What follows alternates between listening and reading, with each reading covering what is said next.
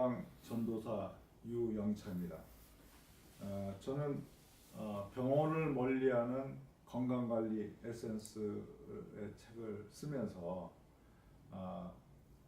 병이 나면 병원에 가서 의사가 약 주면 충실히 약 먹고 이러한 것이 상당히 잘못된 게 많다는 것을 알고 이 코너를 개설해서 활동을 하고 있습니다.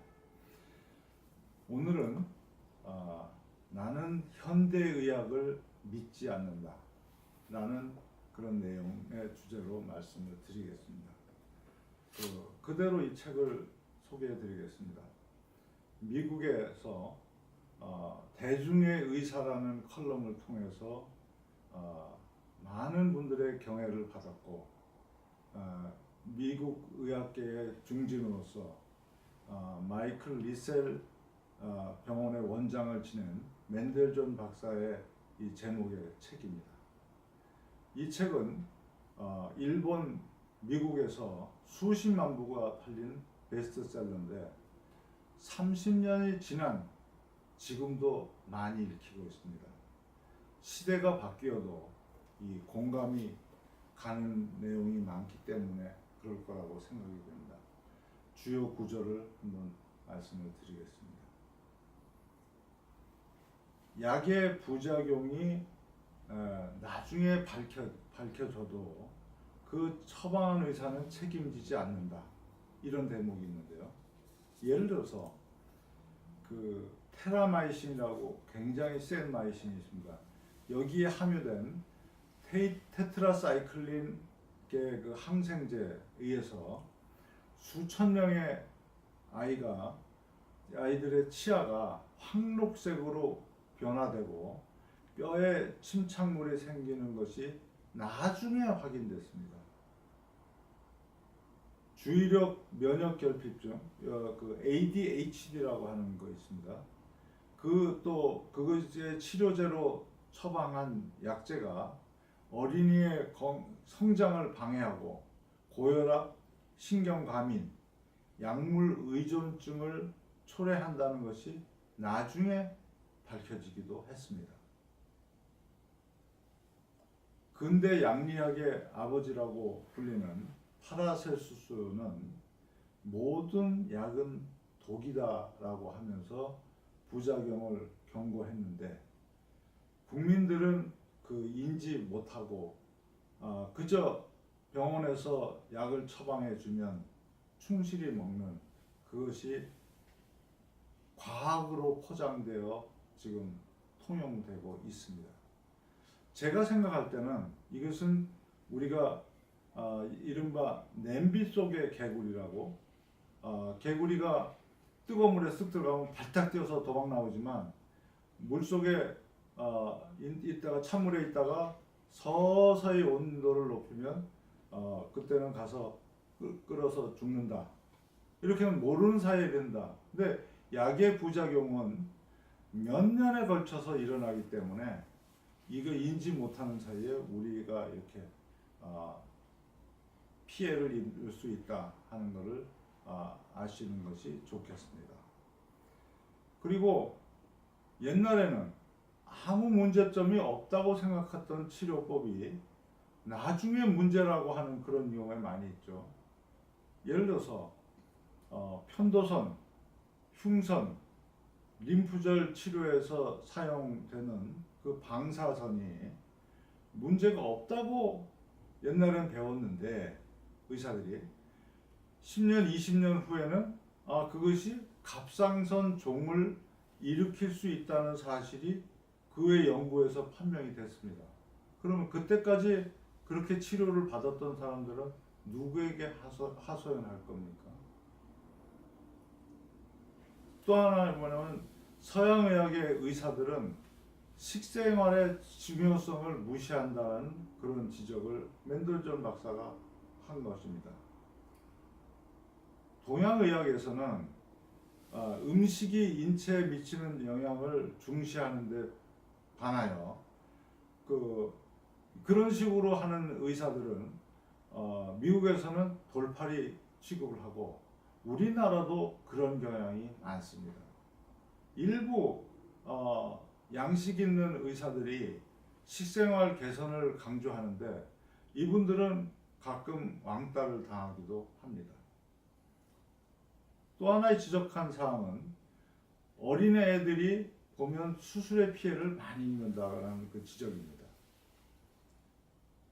저 어렸을 때, 그러니까 지금 50년 이상 전에는 배가 아프지 않아도, 맹장이 아프지 않아도 그냥 미리 맹장을 수술하는 것이 상당히 유행이었습니다. 그리고 감기 들어서 병원에 가면은 그 아무짝에도 못 쓰는 편도선 그거 잘라버리자, 미리 자르자, 이렇게 했었는데 나중에 연구를 해보니까 맹장과 편도선은 면역 기능에 매우 중요한 기능이다 하는 것이 밝혀졌습니다. 예를 들어서 맹장은 그 보면 막창자 꼬리에 이렇게 꼬부라져 있는데 그건 뭐냐면 숨어 있는 거나 마찬가지입니다. 그러니까 장내 어떤 항생제를 먹거나 무슨 열병이 걸리거나 그래서 심한 설사를 해서 세균들이 죽었을 때 그러면은 그 맹장에 숨어 있던 세균들이 올라와 가지고 그것이 증식을 해서 유익균을 형성하는 그런 역할을 하는 면역력의 중요 기능이고, 편도선의 경우에도 마찬가지입니다. 이 허파로 우리 폐로 나쁜 물질이 많이 들어가면 거기서 앞에서 걸러주는 역할을 하는 것이 편도선이기 때문에 감기의 초기 증상 같은 데 있을 때 보면은 편도선이 붓는 경우가 많습니다. 그것은 뭐냐면은 그런 균들과 치열하게 지금 싸우고 있는 건데, 편도선이 붓는다고 편도선을 잘라버리는 이런 거를 몇십 년 전에는 많이 했습니다. 특히 어린애한테. 그런데 몇 달 전에 제 아들이 감기 들어서 병원에 갔더니 편도선을 자르자고 하는 의사가 있습니다. 지금도 그것의 중요성이 밝혀져 있는 지금도 수도권에서 그렇게 주장하는 의사가 있다는 것이 우리의 현실입니다. 환자들이 똑똑하지 않으면 언제든지 당할 수 있다는 그런 사실을 아시기 바랍니다. 그 다음에 또 지적한 사항은 환자는 의사에게 너무나 많은 것을 맡긴다, 이렇게 지적을 하셨습니다. 현행 의사가 받아온 교육은 주로 어떤 약에는 어떤 약을 먹느냐 이런 쪽의 교육을 많이 받았고, 어떤 병에는 어떤 음식으로 처리한다는 것은 별로 받질 않았습니다. 그리고 병이 좀 있어야 이게 환자들이 끊어지지 않기 때문에 웬만하면 이상이 있는 것으로 판단하는 경우가 많습니다. 고혈압의 예를 들어보면 그동안의 고혈압의 기준을 이미 계속 내려와 가지고 그 전에 고혈압 환자가 아닌 사람이 고혈압 환자로 만드는, 그렇게 기준을 만드는 경우가 많이 있다는 것도 이분의 주장 속에 들어 있습니다. 그러면서 혈압약을 처방하면서 혈압약의 부작용에 대해서는 알려주는 의사가 거의 없다 하는 것이 우리의 현실입니다. 또 지적한 사항은 의사는 수술을 좋아한다, 이렇게 하는 말씀인데 맞습니다. 수술은 의과 대학생의 중요한 교재이기 때문에 그 신체를 이용해서 여러 가지 실험을 할 수 있다는 숨겨진 목적이 있다. 그래서 보면 집도 횟수에 관계없이 안정적인 급여가 지불되는 병원의 의사의 집도 횟수와 그렇지 않은 병원의 집도 횟수를 비교해 보면 자국 및 편도 적출 수술의 경우 그 비율이 1대 3이라는 연구 보고도 있습니다. 또 지적한 사항입니다. 의사가 파업하면 사망률이 떨어진다고 지적하셨습니다. 우리가 상식적으로 생각하면 의사가 파업을 하면 사망률이 높아져야 되죠.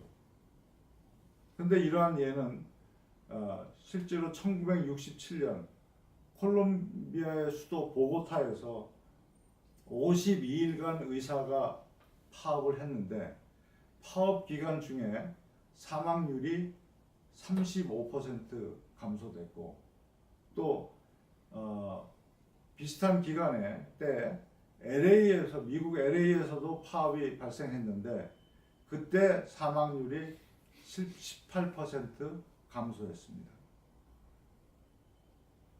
또 지적하는 사항은 자신의 병을 고치지 않는 의사들이 많다.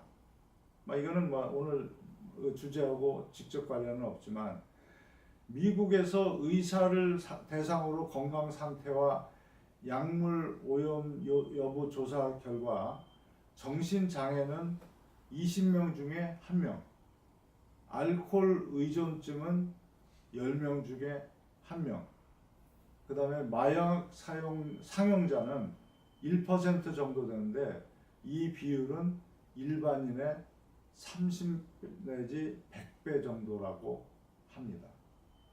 그래서 우리는 의사를 완전체로 보는 것은 적절치 않다는 것이 제 생각입니다. 따라서 환자는 내 병은 내가 많이 알고 상담을 하고 맞는 치료법을 선택을 해야지 의사에게 전적으로 내 몸을 맡기는 것은 적절치 않다고 저는 생각을 합니다. 마지막으로 또 지적한 사항은 개혁을 시도한 의사는 추방되었다. 이러면서 의학계 내부의 권력 다툼은 가장 원시적인 형태이며 정치계보다 잔인하다 이렇게 했습니다. 이거는 의사 세계 전체를 제가 잘 모르니까 여기에는 코멘트는 하지 않겠습니다. 결론적으로 말씀을 드리면 제가 말씀드리고 싶은 것은 위급할 때 그때는 병원에 가서 치료를 받는 것이 좋지만 고혈압, 당뇨, 고지혈증과 같은 그 생활습관병의 경우에는 진단의 경우에는 서양의학이 우수하니까 그 신세를 지는 것이 좋습니다. 그러나 사전에 음식, 운동, 마인드 컨트롤 등 그 생활요법으로 치유하는 그런 방법을 항상 먼저 생각을 하고 또 약의 부작용에 대한 그 지식을 가지고 의사하고 상담을 해야 잘못된 치료법에서 벗어날 수 있다고 저는 생각합니다. 감사합니다.